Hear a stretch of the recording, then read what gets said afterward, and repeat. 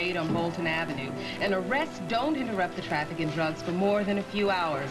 The police are outmanned and outarmed. Those who have not yet fled bolt themselves behind their doors.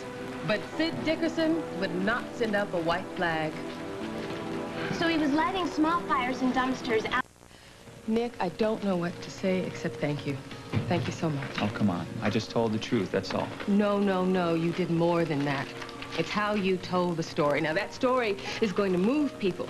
It'll make them understand what Sid was up against, what the whole neighborhood was up against. The crime and the drugs and the hopelessness. Only Sid decided to do something about it. Yeah, well, the truth is, if the cops still don't find another suspect to pin for the big fire, they're gonna still come after me. Well, that's not necessarily true. Come on, Nick, you know it is. What you were doing had nothing to do with the Fifth Street fire. It was an entirely different neighborhood. Gilly, come on. I mean, if a cop wants to make a case, they can, if they want to do it bad enough. Come on, it's not going to make a damn bit of difference. Listen to me. I mean, I know how this thing works. I'm a lawyer, and I've seen it happen 100 times before. That fire, the one that I had nothing to do with, well, it caused millions of dollars worth of damage, all right? People lost their homes, they lost their businesses, and it's a miracle that nobody lost their lives. Now, trust me, the cops are under a lot of pressure to come up with a suspect, and right now, I'm their man. And I'm all they've got until they find out who really did it, and that's if they ever do. WSPR, this is Gilly Grant. Is he there? Hey, Ross. I guess you want to talk to Sid. Sid, yes, I want to talk to Sid. Tell him it's his lawyer. Maybe that'll jog his memory.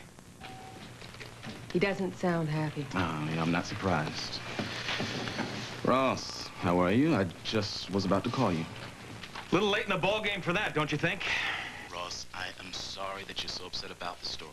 Upset? Oh, heavens no, Sid. I love picking up the morning paper and reading things about my client that I never knew. Things the prosecution is going to use to kick our butts from one end of the courtroom to the other. This is such a brilliant strategy. Why can't I think of things like this? Okay, Ross. I get the point. You're more than upset, so just tell me, where do we go from here? Do you mind I'm yelling at this man? All right, I want to see you in my office right now. Oh, boy. What are you so mad about, Ross? I mean, your client just went from being the #1 suspect in a horrible crime to folk hero. There's no way a jury's going to convict him now. Nick's article has turned him into a temporary hero. The prosecution's going to turn this all around, make him look like a zealot that went way too far. He's going to go from hero to vigilante in a heartbeat. Is it how you would try the case if you were DA? You bet I would. Trust me. The district attorney is dancing on his desk over this. His entire case just landed in his lap. So I guess our only hope is to find the real arsonist, huh? That would be awfully nice, yeah. Well, the key seems to be the warehouse where the fire was started. I know that your paper trail went very cold and you couldn't find out who owned the warehouse or what it was used for. You know, it's very possible that this whole thing started out as an insurance scam. It is a possibility, yes. Or maybe even a vendetta. Why don't you find that out? Me? You. You work for a detective agency, don't you? Well, sure.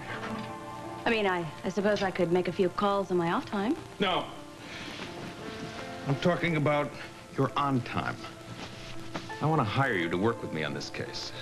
You want to hire me as a detective? Well, technically, I'd be hiring Frank's agency.